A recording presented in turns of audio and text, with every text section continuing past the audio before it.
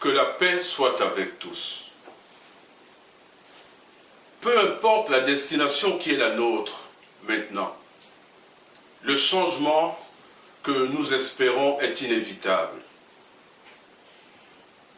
Trop de vérités ont été dites dans ce monde, mais nous n'avons pas souvent fait attention. Le changement que nous attendons n'est pas écrit sur une banderole, encore moins dans une campagne médiatique qui galvanise les foules pour des lendemains de déception. Mais avant que le monde ne change, il faut que les hommes changent. L'homme connaît 3 étapes majeures au cours de son existence ici-bas. L'enfance, l'adulte et le 3e âge. Pourtant, il reste le même homme, mais il change sous les yeux de son entourage. Le changement qui nous interpelle ce jour va bien au-delà des sépultures blanchies que nous nous préservons chaque jour à parfumer et à habiller, alors qu'elles sont sans vie. Donc, elles n'ont pas d'âme. Le résultat de nos actions égoïstes en témoigne. Ne croyez pas que nous entrerons dans le nouveau monde tel que nous sommes. La paix que nous recherchons, l'amour que nous espérons, le sourire que nous désirons, ne seront possibles que si nous acceptons une profonde remise en question de nos êtres. Nous ne pouvons être plus clairs que cela. Il faut partir des milieux sataniques maintenant. Il faut mettre fin à l'adhésion aux sectes diaboliques dans l'immédiat. Voilà la priorité de l'heure. Partir et nous séparer du mal sans regret. Fuir les ténèbres des rues sombres du mal sans nous retourner. Les choses ne peuvent être continuellement faites dans le mélange des genres. Le temps de la récolte est arrivé. Réjouissons-nous. Rappelez-vous, il n'existe pas de changement sans hostilité de tenants, comme il ne peut y avoir des avancées significatives sans nostalgie des souvenirs. Quittons donc cette concentration des intérêts individuels qui rejettent systématiquement le rêve de grandeur que le Créateur a écrit pour tous les peuples de cette terre. Notre peuple sera restauré. Revêtons-nous de sainteté comme vêtements et de pureté comme âme. Écrivons le changement dans nos cœurs, ce que les hommes n'ont pas été capables de faire pour nous. Le nouveau monde qui vient est comme un jour de fête. Les plus belles robes, bijoux, chaussures et costumes sortent de pressings, de malles, de placards et de magasins. Les maîtres succulents de la gastronomie des grands jours sont à table, posés sur les plus belles nappes, du bon vin et de la partie. Tous les conviés s'en réjouissent. Ils mangent, ils boivent, se régalent. Ils échangent leur amour autour de la table de la fraternité et de l'amitié.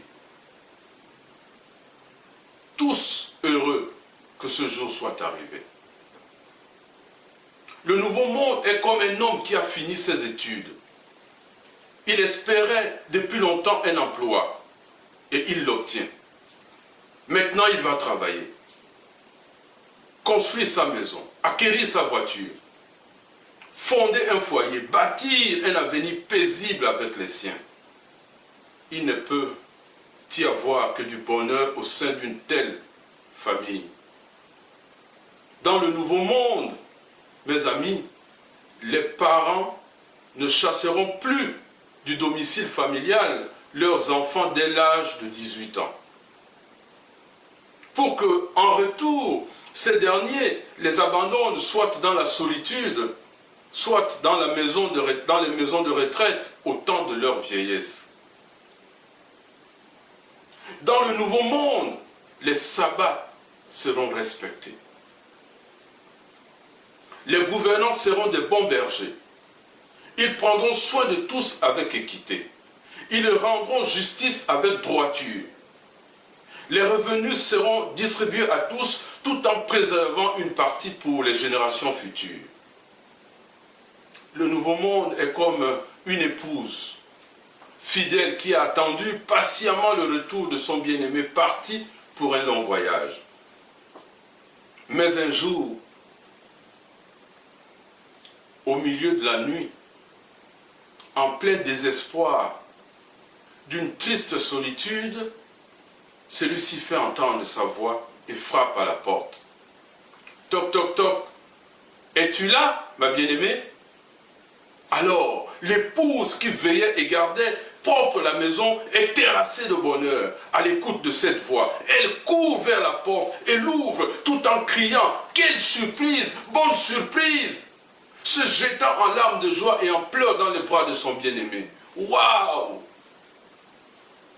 C'est le début d'un nouveau bonheur qui commence pour ce couple. Le nouveau monde est l'accomplissement d'une promesse que nous avons presque oubliée, la promesse faite par notre ami fidèle. Il a dit, je vais au Père vous préparer une place et je reviendrai vous chercher afin que là où je suis, vous soyez avec moi. Car il y a plusieurs demeures dans la maison du Père.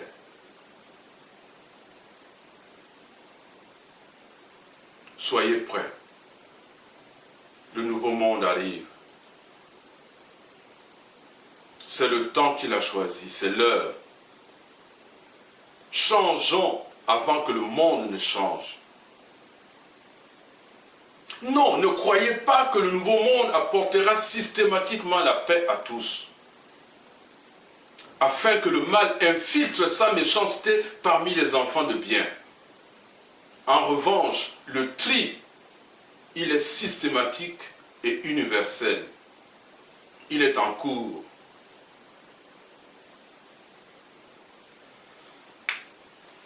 En conclusion, que dire de plus?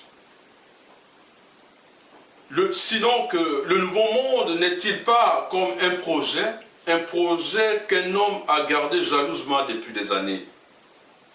Il en avait parlé autour de lui, mais personne ne crut. Après toutes ces années de persévérance et d'espoir, quand arrive le jour de la réalisation, le monde se surprend. Tiens, tiens, s'exclament les gens, une étoile est née, son entourage s'incrédule tout en s'activant. Sous notre cieux, nombreux s'associent au vieux projet. Les villes voisines et le pays s'en réjouissent. Heureux, le continent est dans l'allégresse et le monde jubile. C'est tout simple, mes amis. Avant que le monde ne change, il y a urgence que les hommes changent. Allez, dépêchez-vous. Paix et amour sur toute la terre. Que Dieu vous bénisse.